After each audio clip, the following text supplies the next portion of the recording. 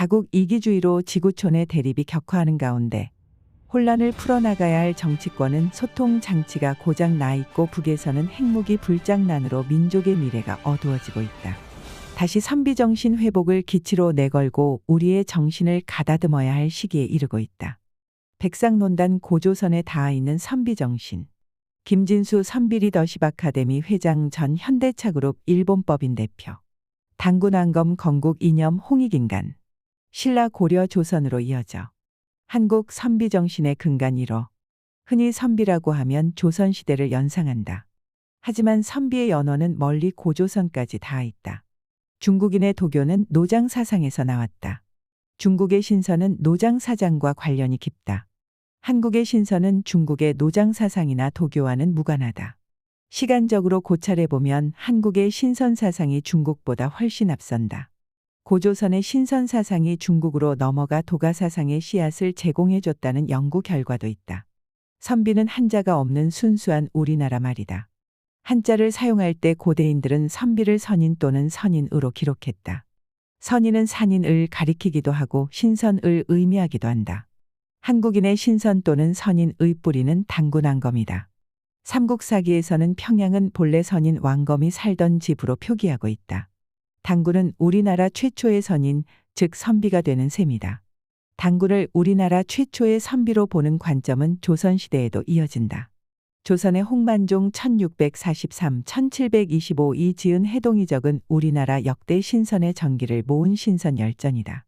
이 책에서도 최초의 신선은 당군으로 기록되어 있다.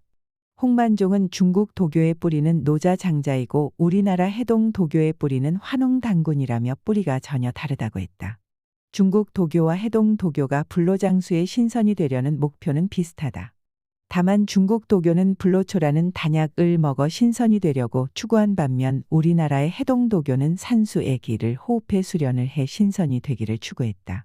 해동 도교는 단전호흡에 역점을 두는 수련 도교임을 의미하게 된다. 해동 도교는 우리나라 금수강산의 아름다운 자연환경에서 우러나온 수련 도교이며 동시에 사상 도교임을 홍만종은 짚어냈다. 고대 우리나라 최초의 종교는 선교라고 불렸다. 이것이 후에 신교로 진화한다. 그래서 유, 불, 선이라는 말이 생겼다. 신라시대에 선사라는 책이 있었는데 이는 선교의 역사 또는 선비의 역사라는 의미다. 우리나라 최초의 종교인 선교는 조선시대 이후 신교라는 호칭으로 널리 불렸다. 신을 숭배하는 종교라는 뜻이다. 이는 이웃나라 일본으로 건너가 신도라는 종교로 진화한다. 조선시대 이종희는 동사에서 환웅이 신으로 교를 만들었다 고 기록했다.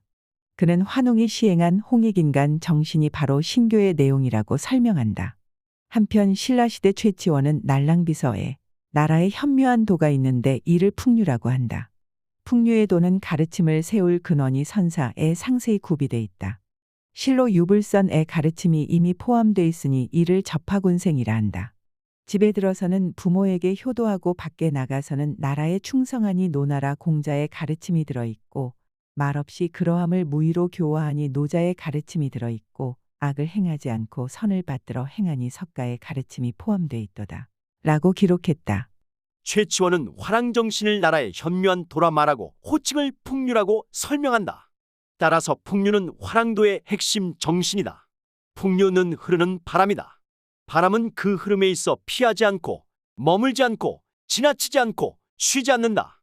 아무리 어려운 일이라도 피하지 않는 바람의 정신은 도전 정신이다.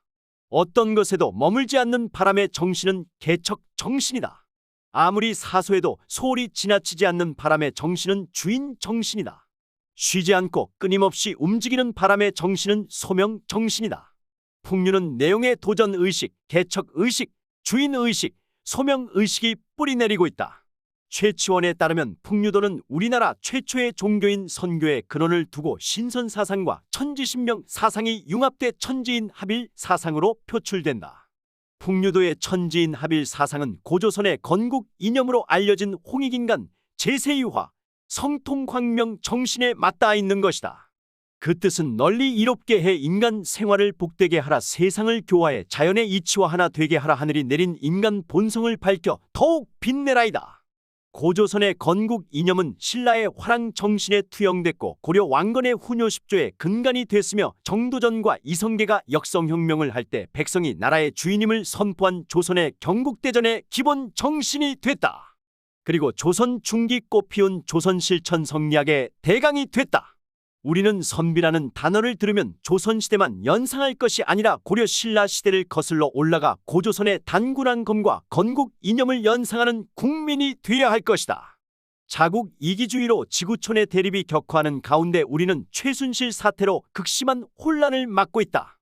혼란을 풀어나가야 할 정치권은 소통 장치가 고장 나 있고 북에서는 핵무기 불장난으로 민족의 미래가 어두워지고 있다. 다시 선비정신 회복을 기치로 내걸고 우리의 정신을 가다듬어야 할 시기에 이르고 있다. 김진수 선비 리더십 아카데미 회장, 전 현대차 일본법인 대표. 이호근 방송. 구독, 좋아요는 좋은 방송을 만드는 데 큰 힘이 됩니다. 감사합니다.